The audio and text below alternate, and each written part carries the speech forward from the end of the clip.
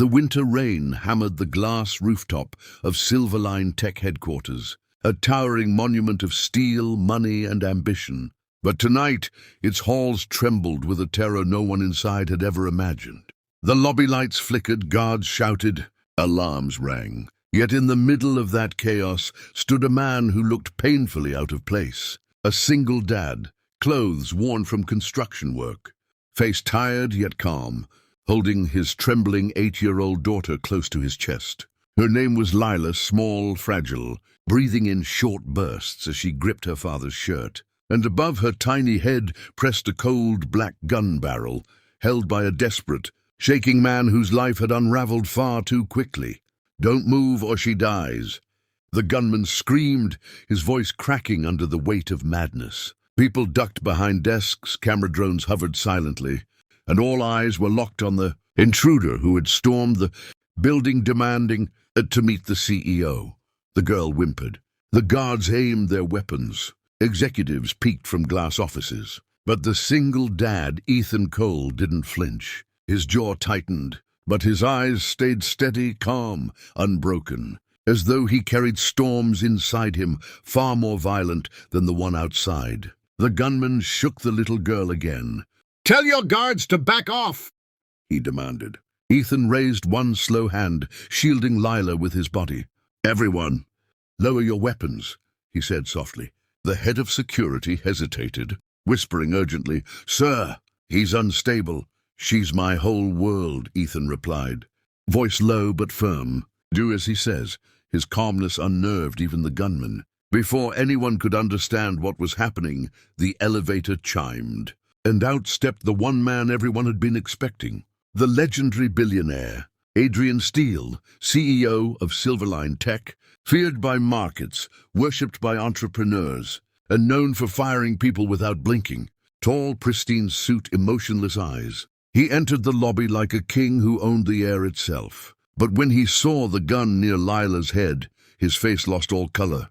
"Please," he whispered, something no one had ever heard him say. "Not the child." The gunman pointed the weapon directly at Adrian. "You ruined my life. You stole my invention. Today you pay." Adrian's voice trembled, something else no one had ever seen from him. "I didn't." "Lies!" The gunman pressed the weapon harder into Lila's hair, making her cry out. Ethan tightened his arms protectively. "Let her go," he said softly, stepping forward despite the gun. "Let her go and take me instead." The entire lobby gasped. Adrian stared at him, as if he had lost his mind. Even the gunman blinked. "You'd trade your life." "For hers?" he asked, shocked. "Without hesitation," Ethan said. "She's all I have." His voice cracked at the last word.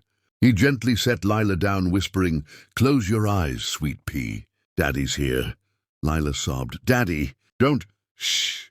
Ethan stepped between her and the gun. "You want someone to blame? Shoot me."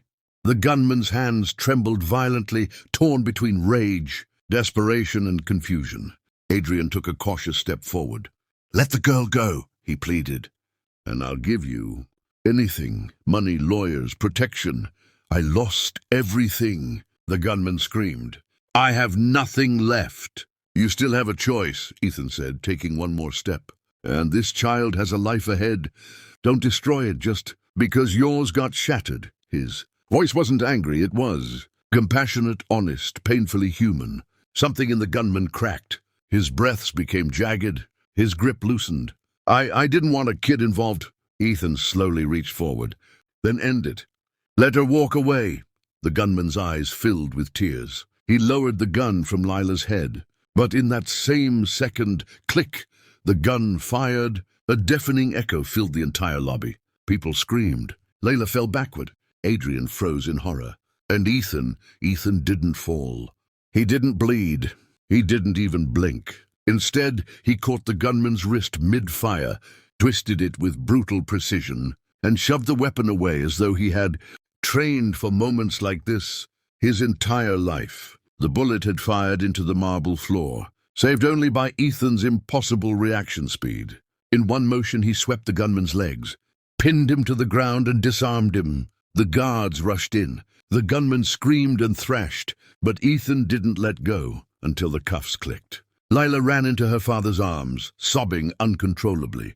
Adrian stared at Ethan, stunned beyond belief, not just at the insane bravery, not just at the superhuman reflexes, but at the father who risked everything without flinching. "Who are you?" Adrian breathed. Ethan lifted his daughter, wiping her tears. His voice was quiet, almost broken. "Just a dad who promised his little girl I'd always protect her." Adrian swallowed hard. In that moment, he felt something he hadn't felt in decades: respect and guilt. The lobby had calmed, the gunman had been taken away, but Adrian didn't move. His eyes stayed locked on Ethan, as if seeing a man his wealth could never buy. "Come to my office," Adrian said finally. "I owe you an explanation, and much more than a thank you." Ethan didn't want anything from a billionaire, but for his daughter's safety, he agreed. They took the private elevator, silence thick between them. When the doors opened at the top floor, Ethan noticed something shocking. A massive portrait of a woman who looked almost like Lila. Adrian caught Ethan staring. His voice cracked. "That woman was my wife. She died 8 years ago." Ethan felt the weight in his chest. Lila tugged his sleeve. "Daddy, she's pretty." "Yes," Adrian whispered brokenly. "She was." Ethan stood quietly, unsure. Adrian turned toward him, eyes burning with intensity. "You saved a child today," he said. "But I don't think it was an accident that she looks like her." Ethan frowned. "What are you saying?" Adrian took a deep breath. "I think your daughter might be connected to my past in a way you can't imagine." Ethan stiffened, clutching Lila protectively. "My daughter has nothing to do with your world." "Maybe she doesn't," Adrian said. "But you do." Ethan's heart pounded. "Why?" Adrian stepped closer. "Because the moment you stepped in front of that gun, I realized I've seen courage like that only once before." "In who?" Ethan asked. "In the woman in that portrait," Adrian whispered. "And I need to know why your daughter looks exactly like her." The air froze.